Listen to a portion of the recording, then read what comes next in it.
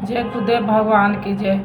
गुरु ब्रह्मा गुरु विष्णु गुरुदेवो महेश्वर गुरु साक्षात परम ब्रह्मा तस्मै श्री गुरुवे नमः। जय गुरुदेव भगवान की जय। ओम परमात्मे नमः।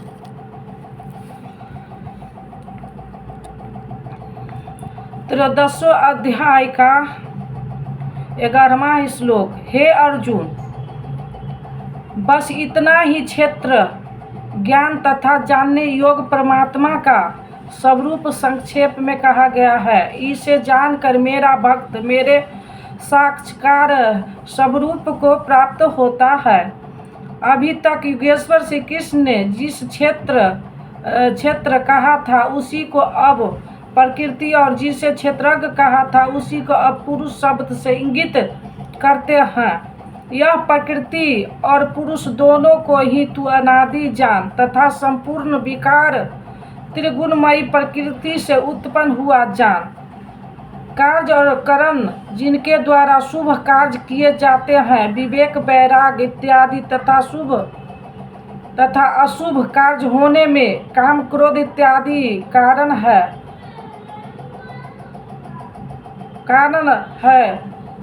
उत्पन्न करने में हेतु प्रकृति कही जाती है। यह पुरुष सुख दुखों को भोगने में कारण कहा जाता है। प्रश्न उठता है कि क्या वह भोगता ही रहेगा या इससे कभी छुटकारा भी मिलेगा। जब प्रकृति और पुरुष दोनों ही अनादि है तब कोई इनसे छूटेगा कैसे, इस पर कहते हैं प्रकृति के बीच में खड़ा होने वाला पुरुष ही प्रकृति से उत्पन्न हुए गुण के कार्य रूप पदार्थों को भोगता है और इन गुणों का संग ही इस जीवन आत्मा के अच्छी तथा बुरी योनियों में जन्म लेने का कारण है। यह कारण अर्थात प्रकृति के गुणों का संग समाप्त होने पर ही जन्म मृत्यु से मुक्ति मिलती है। अब उस पुरुष पर प्रकाश डालते हैं कि वह किस प्रकार प्रकृति में खड़ा है। वह पुरुष उपद्रष्टा हृदय देश में बहुत ही समीप, हाथ पांव मन जितना आपके समीप है उससे भी अधिक समीप दृष्टा के रूप में स्थिर है। उसके प्रकाश में आप भला करे बुरा करे उसे कोई प्रयोजन नहीं है। वह साक्षी के रूप में खड़ा है। साधना का सही क्रम पकड़ में आने पर वह पथिक कुछ ऊपर उठता है, उसकी ओर बढ़ता तो दृष्टा पुरुष का क्रम बदल जाता है। वह अनुमति प्रदान करने लगता है, अनुभव देने लगता है। साधना द्वारा और समीप पहुँचने पर वही पुरुष भर्ता बनकर भरण पोषण करने लगता है, जिसमें आपके योगक्षेम की भी व्यवस्था कर देता है। साधना और सूक्ष्म होने पर वही भोक्ता हो जाता है। भोक्ता यज्ञ तप जो कुछ भी बन पड़ता है सबको वह पुरुष ग्रहण करता है और जब ग्रहण कर लेता है उसके बाद वाली अवस्था में महान ईश्वर के रूप में परिणित हो जाता है। वही प्रकृति का स्वामी बन जाता है। किंतु अभी कहीं प्रकृति जीवित है तभी उसकी मालिक है। इससे भी उत्पन्न अवस्था में वह पुरुष जब परम से युक्त हो जाता है तब परमात्मा कहलाता है। इस प्रकार शरीर में रहते हुए भी वह पुरुष आत्मा पर ही है, सर्वथा इस प्रकृति से परे ही है। अंतर इतना ही है कि आरंभ में वह दृष्टा के रूप में था, कर्मश उत्थान होते होते परम का स्पर्श कर परमात्मा के रूप में परिणित हो जाता है।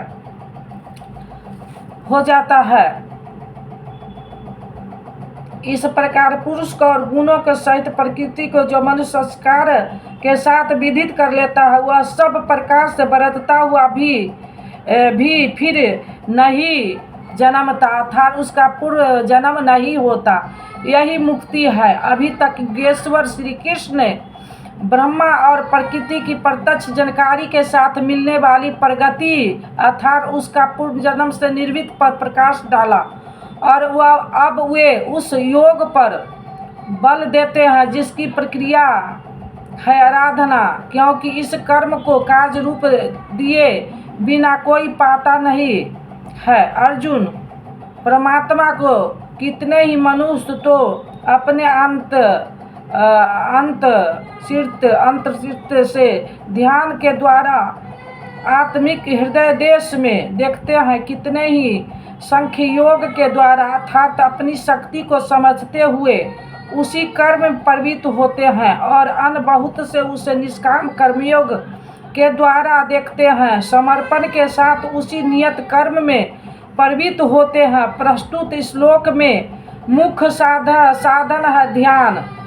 उस ध्यान में प्रवृत्त होने के लिए संख्या योग और निष्काम कर्म योग दो धाराएं हैं, परंतु दूसरे जिनको साधना का ज्ञान नहीं है वे इस प्रकार न जानते हुए दूसरे जो तत्व को जानने वाले महापुरुष हैं उनके द्वारा सुनकर ही उपासना करते हैं, और वे सुनने के परायण हुए पुरुष भी मृत्यु रूपी संसार सागर से निस्संदेह तर जाते हैं। अतः कुछ भी पार न लगे तो सत्संग करे, संतों के सानिध्य में रहे। हे अर्जुन, यावन मात्र जो कुछ भी स्थावर जगम वस्तुएं उत्पन्न होती है उन संपूर्ण को तू क्षेत्र और क्षेत्रज्ञ के सहयोग से ही उत्पन्न जान। प्राप्ति कब होती है इस पर कहते हैं जो पुरुष विशेष रूप से नष्ट होते हुए चराचर सभी भूत में नाश रहित परमेश्वर को समभाव से स्थिर देखता है, वही यथार्थ देखता है। अर्थात उस प्रकृति के विशेष रूप से नष्ट होने पर ही वह परमात्मा स्वरूप है, इससे पहले नहीं। इसी पर पीछे अध्याय 8 में भी कहा है भूतों के वे भाव जो भले अथवा बुरे कुछ भी संस्कार संरचना करते हैं उनका मिट जाना ही कर्म की प्रकाष्ठा है। उस समय कर्म पूर्ण है। वही यहाँ भी कहते हैं कि जो चराचर भूत को नष्ट होते हुए और परमेश्वर को समभाव से स्थिर देखता है वही सही देखता है, क्योंकि वह पुरुष सर्वत्र समभाव से स्थिर परमेश्वर को समान जैसा है वैसा ही समान देखता हुआ अपने द्वारा स्वयं को नष्ट नहीं करता, क्योंकि जैसा था वैसा उसने देखा, इसलिए वह परम गति को प्राप्त होता है। प्राप्ति वाले पुरुष के लक्षण बताते हैं। जो पुरुष संपूर्ण कर्मों को सब प्रकार से प्रकृति के द्वारा ही किया जाता देखता है, अर्थात जब तक प्रकृति है तभी तक कर्मों का होना देखता है, तथा आत्मा को अकर्ता देखता है, वही यथार्थ देखता है। जिस काल में मनुष्य भूत को न्यारे भाव को एक परमात्मा में प्रवाहित स्थिर देखता है तथा उस परमात्मा से ही संपूर्ण भूत का विस्तार देखता है, उसी समय वह ब्रह्म को प्राप्त होता है। जिस क्षण यह अवस्था आ गई उसी क्षण वह ब्रह्म को प्राप्त होता है। यह लक्षण भी स्थित प्रज्ञ महापुरुष का ही है। कमते अनादि होने से और गुण अतीत होने से यह विनाशी परमात्मा शरीर में स्थिर होते हुए भी वास्तव में न करता है और न लिप्त ही होता है। किस प्रकार? जिस प्रकार सर्वत्र व्याप्त हुआ आकाश सूक्ष्म होने के कारण लिप्त नहीं होता, ठीक वैसा ही सर्वत्र देह में स्थिर हुआ भी आत्मा गुण अतीत होने के कारण देह के गुणों से लिप्त नहीं होता। आगे कहते हैं, अर्जुन, जिस प्रकार एक ही सूर्य संपूर्ण ब्रह्मांड को प्रकाशित करता है उसी प्रकार एक ही आत्मा संपूर्ण क्षेत्र को प्रकाशित करता है। अंत में निर्णय देते हैं, इस प्रकार क्षेत्र और क्षेत्रज्ञ के भेद को तथा विकार सहित प्रकृति से छूटने के उपाय को जो ज्ञान रूपी नेत्रों द्वारा देख लेते हैं वे महात्मा जन ब्रह्म परमात्मा को प्राप्त होते हैं। अर्थात क्षेत्रज्ञ को देखने की आंख ज्ञान है और ज्ञान संस्कार का ही प्रायः है। निष्कर्ष, गीता के आरंभ में धर्म क्षेत्र कुरुक्षेत्र का नाम तो लिया गया, किंतु वह क्षेत्र प्रस्तुत है कहाँ? वह तीर स्थल बताना शेष था, जिसे स्वयं शास्त्रकार ने प्रस्तुत अध्याय में स्पष्ट किया। कौन्तेय, यह शरीर ही एक क्षेत्र है। जो इसके जानता है वह क्षेत्रज्ञ है। वह इसमें फंसता नहीं बल्कि निर्लेप है, इसका संचालक है। अर्जुन, संपूर्ण क्षेत्र में मैं भी क्षेत्रज्ञ हूँ। अन्य महापुरुषों से अपनी तुलना की से स्पष्ट है कि श्री कृष्ण भी एक योगी थे, क्योंकि जो जानता है वही क्षेत्रज्ञ है, ऐसा महापुरुष ने कहा है। मैं भी क्षेत्रज्ञ अर्थात अन्य महापुरुषों की तरह मैं भी हूँ। उन्होंने क्षेत्र जैसा है जिन विकार वाला है तथा क्षेत्रज्ञ जिस प्रभाव वाला है उस पर प्रकाश डाला। मैं ही कहता हूँ, ऐसी बात नहीं है। महर्षियों ने भी यही कही है। वेद के छंदों में भी उसी को विभाजित करके दर्शाया गया है। ब्रह्म सूत्र में भी वही मिलता है। शरीर जो क्षेत्र है, क्या इतना ही है जितना दिखाई देता है? इसके होने के पीछे जिनका बहुत बड़ा हाथ है, उन्हें गिनाते हुए बताया कि अष्टधामा, मूल प्रकृति, अव्यक्त प्रकृति, 10 इंद्रिया और मन, इंद्रियों के 5 विषयों, आशा, तृष्णा और वासना, इस प्रकार इन विकारों का सामूहिक मिश्रण यह शरीर है। जब तक ये रहेंगे तब तक शरीर किसी न किसी रूप में रहेगा ही। यही क्षेत्र है जिसमें बोया भरा बुरा बीज संस्कार के रूप में उगता है। जो इसका पार पा लेता है वह क्षेत्रज्ञ है। क्षेत्रज्ञ का स्वरूप बताते हुए उन्हें ईश्वरीय गुण धर्म पर प्रकाश डाला और कहा कि क्षेत्रज्ञ इस क्षेत्र का प्रकाशक है।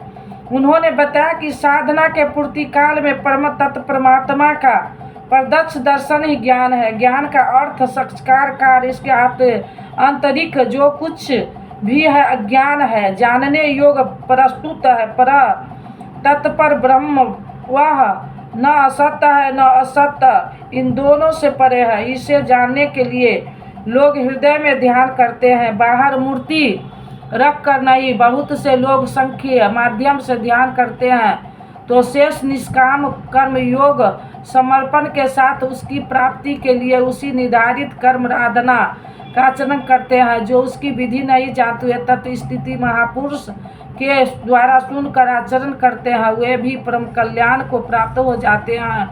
अतः कुछ भी समझ में न आया तो उसके ज्ञान महापुरुष का सत्संग आवश्यकता है।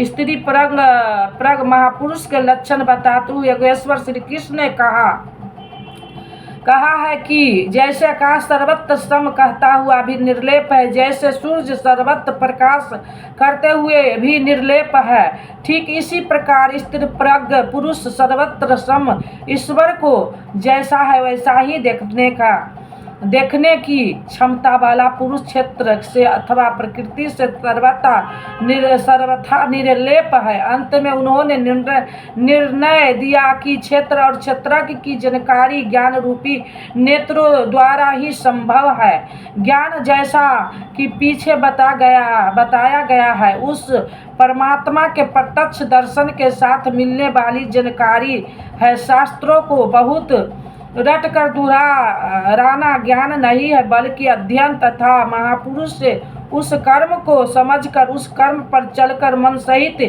इंद्रियों के निरोध और उस निरोध के भी विलय काल में परम तत्व को देखने के साथ जो अनुभूति होती है उसी अनुभूति का नाम ज्ञान है। क्रिया आवश्यक है। इस अध्याय में मुख्य क्षेत्रज्ञ का विस्तार से वर्णन किया गया है। प्रस्तुत क्षेत्र का स्वरूप व्यापक है। शरीर कहना तो सरल है, किंतु शरीर का संबंध कहाँ तक है तो समग्र ब्रह्मांड मूल प्रकृति का विस्तार है। अनंत अंतरिक्षों तक आपके शरीर का विस्तार है। उसमें आप जीवित ऊर्जा भी है, उसके बिना आप भी जी नहीं सकते। यह मुंडमंडल, विश्व, जगत, देश, प्रदेश और आपका यह दिखाई देने वाली शरीर उस प्रकृति का एक टुकड़ा भी नहीं है। इस प्रकार क्षेत्र का ही इस अध्याय में विस्तार से वर्णन है।